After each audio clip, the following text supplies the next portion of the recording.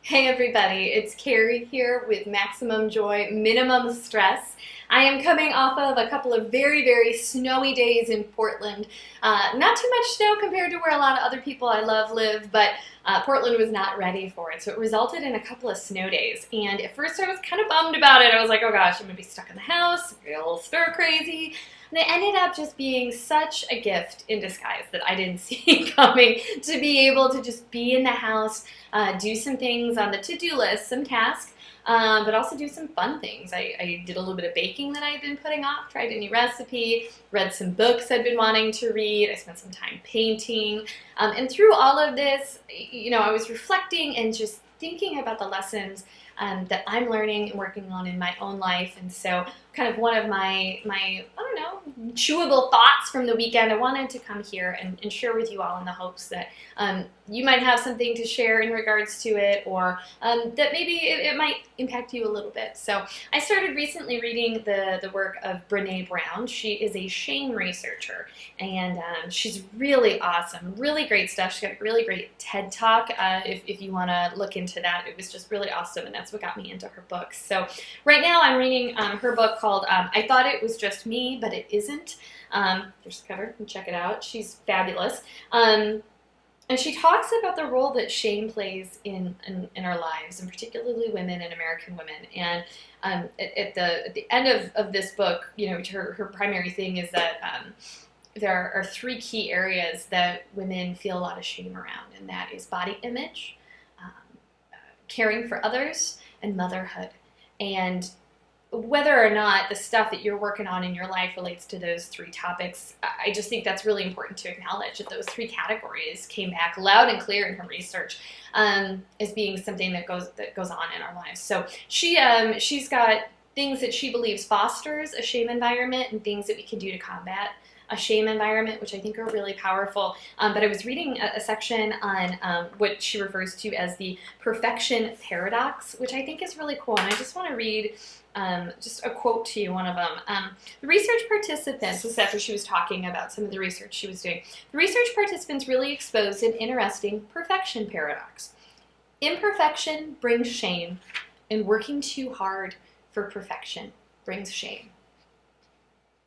Oh, gosh, that just got me, underlining and doing the whole 9 yards. And this idea that we feel shame if we're not perfect, if we're not the image of what we want to be to a T, but then we also feel shame if we feel like we're working too hard to be the way we want to be. And wow, we're just stuck either way. And I think it's important to acknowledge that. And one of the ways that I saw that kind of panning out in my own life this weekend was with my painting. I have a little bit of painting background. Like I took some classes in college. I took a class through the Parks and Rec, those sorts of things. By no means am I some great artist. It's not something I do on a weekly basis. But I do know that it is something that when I do it, I feel so much joy.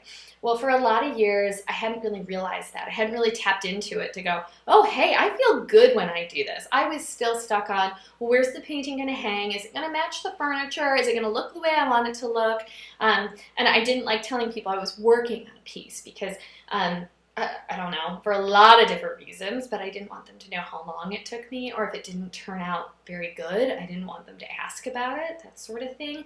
And so I've been working on just stepping into it more and being able to enjoy it for the process and for the fact that it brings me joy, and who cares where it's going to hang. So Saturday morning, I woke up, I'm snowed in, I'm like, all right, well, we're in it for the long haul, and I had this idea of something to try. I saw it on Pinterest, whatever. I was like, I'll play with it, and it'll be cool. And what resulted was not at all what I thought it was going to be. But I'm madly in love with this piece right now, so I want to share it with you. And I'm not saying it's a great piece. I'm not saying that, it took a lot of technical skill or anything like that. But it makes me very happy. This is her right here. She doesn't have a name. I don't name my pieces either. Oh gosh, so what I had pictured in my head was very precise with crisp lines and the colors being just right. And as I painted it, it got a little messy, the lines weren't quite right, and I felt a little bit of what I would now call shame coming up as I was thinking like, I'm not very good at this. I will, if I had prepared, I would have had masking tape and that would have made those lines perfect. And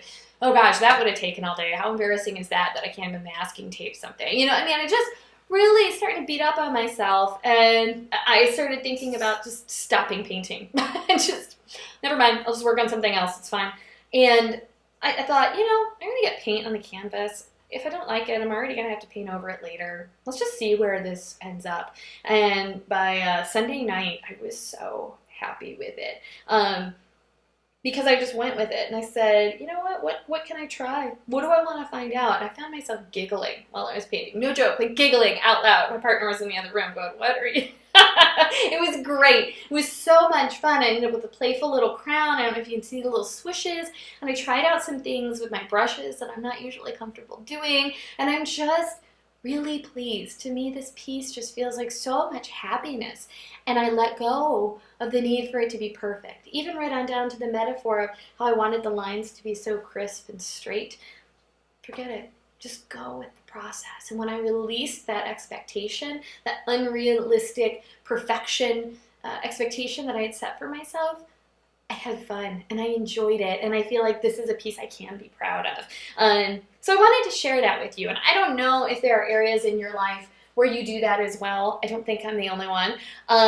But this opportunity to step back and say, this thing that I don't feel good doing, how much of that am I creating for myself, and how much of it can I change for myself?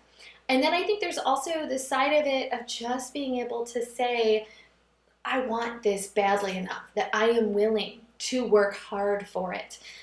Instead of feeling shame about how long your process takes or the lessons that you're learning away, what if we opened up spaces for one another where we could do that, where we could have those conversations and say, I'm having a hard time, this hurts, but I want it. I want the goal at the end. I want whatever it is, and we forgave ourselves for that. So for what it's worth, I'm putting it out there. I wanted to share my story with you about my own little stuff around perfection in the hopes that it can have a positive impact in your life. I'd love to hear your experiences with looking at perfection or looking at shame and how you managed it for yourself and what happened as the end result. So please share those on the blog in the comment space below. We'd love to hear kind of what's going on for you. In the meantime, I'm going to probably go deal with a little bit more cold weather here in the very snowy Portland, but I do hope that wherever you are, you're warm and you're loving life and you are doing what you love. And I'll talk to you very soon. Take care now.